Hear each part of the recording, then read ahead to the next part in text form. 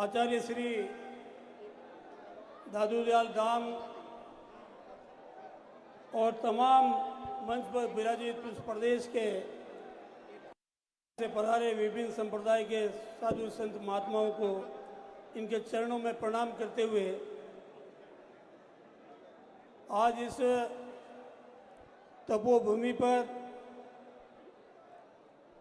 एक ऐतिहासिक महासम्मेलन महापंचायत का आह्वान किया गया और एक विशेष उद्देश्य के लिए आज ये महापंचायत पूरे प्रदेशवासियों की बुलाई गई।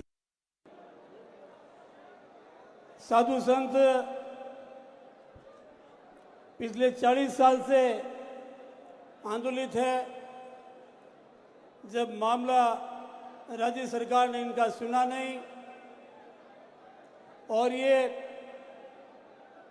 करीब 800 बीघा जमीन राज्य सरकार ने रिको के नाम आवंटित कर दी, तो दादू दयाल धाम ही नहीं पूरे प्रदेश के साधु संतों में जन आक्रोश हुआ। जब सरकार ने नहीं सुनी तो साधु संतों ने निर्णय लिया इस राजस्थान का न्याय का योद्धा और राष्ट्रीय लोकतांत्रिक पार्टी के जनप्रिय अध्यक्ष हनुमान बेनीवाल साहब हमें न्याय दिला सकते हैं। तब तमाम साधु संत बेनीवाल साहब के पास गए और आह्वान किया कि आप हमारी मदद के लिए, रक्षा के लिए आप आइए। तो बेनीवाल साहब ने आह्वान कर दिया 27 तारीख का।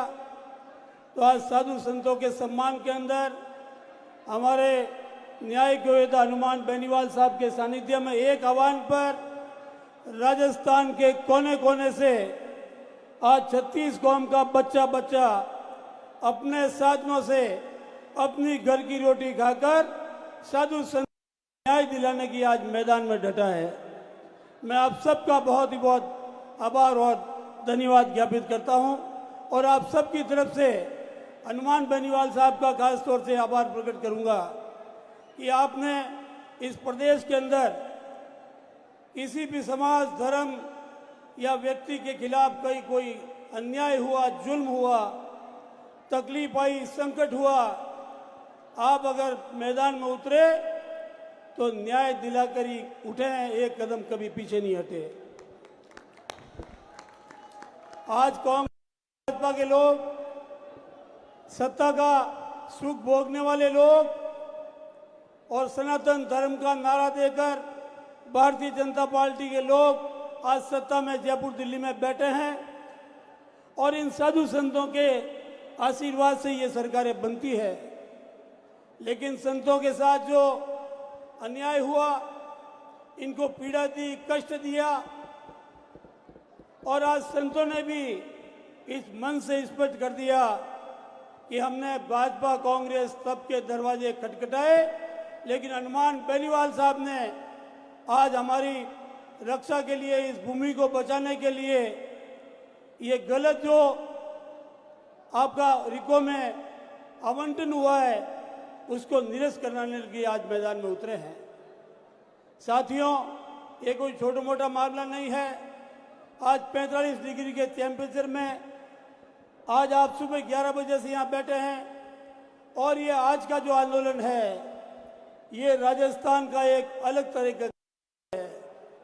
आज पहली बार आज साधु संतों को अपने हक की लड़ाई के लिए मैदान में उतरना पड़ा और जब इनकी चुनी हुई सरकार सत्ता में बैठी है,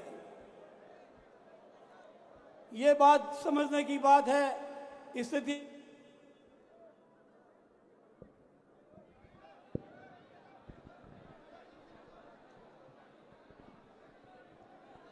मैं आपको 500-700 साल पहले ले जाऊंगा, जब मुगलों का राज था, जागीरदारों का अंग्रेज देश में सत्ता में आई, लेकिन वक्त भी दादू दयाल धाम और इस तपोभूमि को किसी ने छेड़छाड़ नहीं किया।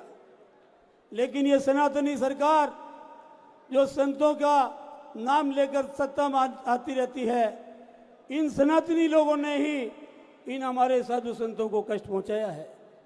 मैं कड़े शब्दों में निंदा करता हूं और राज्य सरकार से हमारी पुरजोर मांग रहेगी कि आपने कुछ लोगों को फायदा पहुंचाने के लिए ये जो 800 बीघा जमीन रिको में आवंटित की है उसको निरस्त किया जाए और ये 800 बीघा जमीन दादू दयाल तपोभूमि के रूप में, वन क्षेत्र के रूप में इसको आरक्षित किया जाए।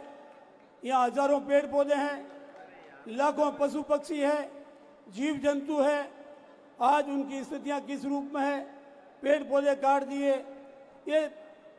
ये सारी बातों को लेकर आज साधु संघ जो है भूखे प्यासे आज इस आंदोलन में जुटे हुए हैं।